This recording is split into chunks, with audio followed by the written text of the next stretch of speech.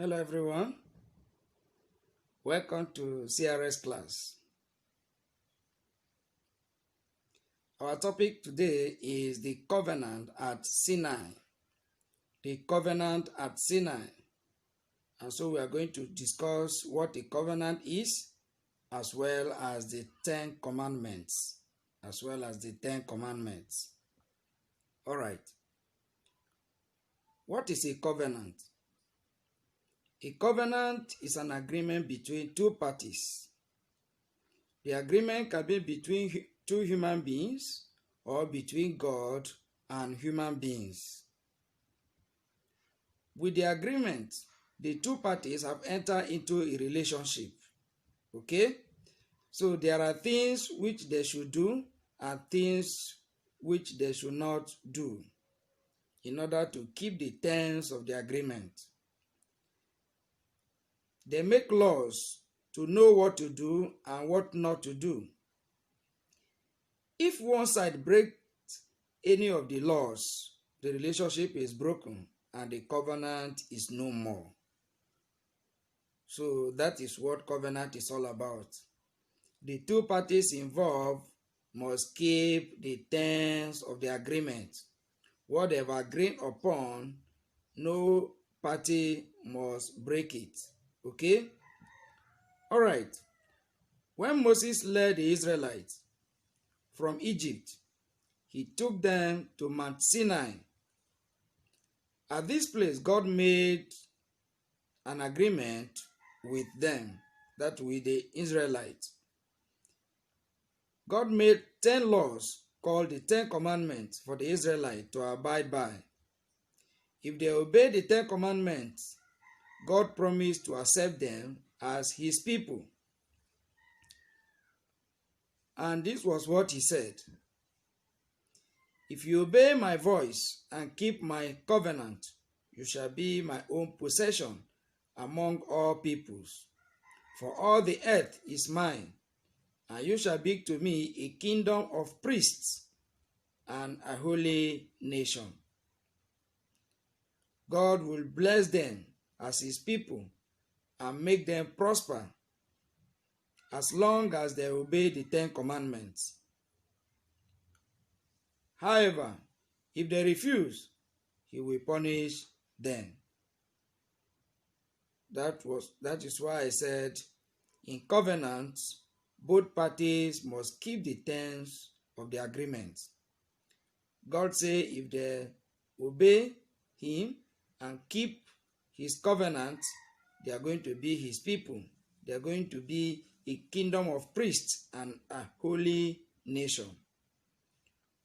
However, if they refuse to obey these laws that God gave to them through Moses, God will punish them.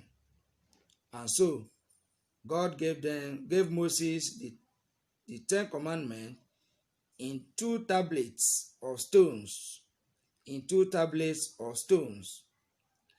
Now, this 10 Commandments is divided into 2. The first 4 commandments tells us what we should do and what we should not do in our relationship with God. So the first 4 tells us what we should do and what we should not do in our relationship with God. Okay? Now, number 1, we should not worship other gods. Number 1, among the first 4 commandments, God said, "Thou shalt not worship other gods." Okay? Number 2, we should not make an idol and call it God. That we should not carve an image, keep it in our home or in other places of worship and call it God. All right? Number 3, we should not take the name of the Lord our God in vain. We should not take the name of the Lord our God in vain. That is, we should not swear in the name of God. Number 4, we should remember to keep the Sabbath day holy. we should remember to keep the Sabbath day holy. We should keep the Sabbath day holy by worshiping God and not doing any other work on that day. Okay? And when we obey all these 4 commandments, we show respect for God. We show respect for God. Now, out of the 10, we have taken out 4, which we say that tells us our responsibility, what we should do and what we should not do in our relationship with God. All right, remaining 6. The last 6 commandments tells us what we should do and what we should not do in our relationship with one another. Okay? In our relationship with one another. When we obey this commandment, we show respect for one another. That is number 5. We should obey our parents, our teachers, and others in the community. So Bible version will tell you that obey your parents, your father and your mother, so that your days will be longer on earth. So there is always a blessing attached to we obeying our parents, our teachers, and our elders in the community. Number 6, we should not kill anybody. We should not kill anybody. Okay? So Bible translation say, thou shalt not kill. When we kill, we take life which belongs to God.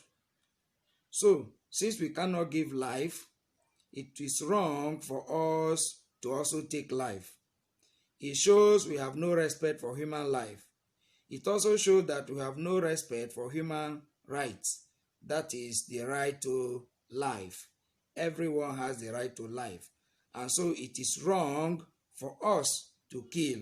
Alright? To kill human being.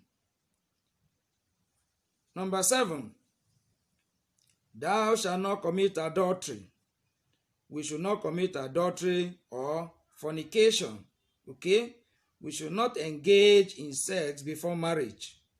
And when we marry, we should not have sex with another man or woman who is not our husband or wife. When we engage in sex before marriage, we are likely to get pregnant and ruin our future.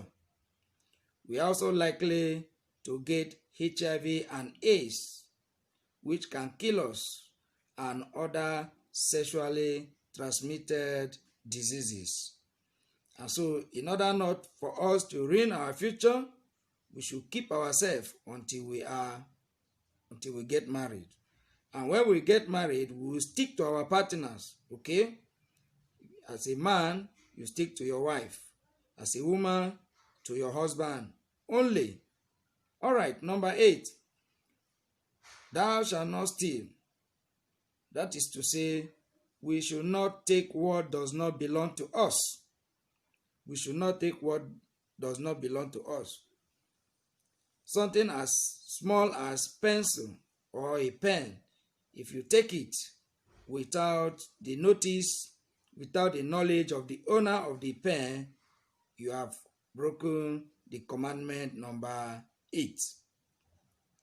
In our houses, if you steal from your parents, either you take meat from the soup or you take their money without telling them, without getting permission from them before doing it, you have broken the commandment number 8, which said we should not take what does not belong to us. We should not steal. All right. Number 9, we should not say things about people that are not true. That is to say, we should not bear false witness against anyone. We should not bear false witness against anyone. Lastly, number 10, we should not covet our neighbor's wife or property. That is to say, we should not desire to have our neighbor's wife or property. Okay? So, the last 6 commandments bring respect order, and peace in our society. All right? When we obey all these commandments, we help to promote respect, order, and peace in the society. All right? Although it is not easy for us to obey all the 10 commandments by ourselves. So what do? Jesus Christ is by our side in spirit to allow the Holy Spirit give us the power to obey all the 10 commandments. So for us to obey these 10 commandments so that we can be reckoned with as children of God, we should always ask Jesus Christ in prayer to help us, to give us the Holy Spirit that will enable us to obey these 10 commandments. And when we do this, when we obey these 10 commandments, God will be happy with us. Our parents will be happy with us. The society will be happy with us. In fact, we ourselves will be happy with ourselves because you become a better person. And on the last day, you will certainly go to heaven.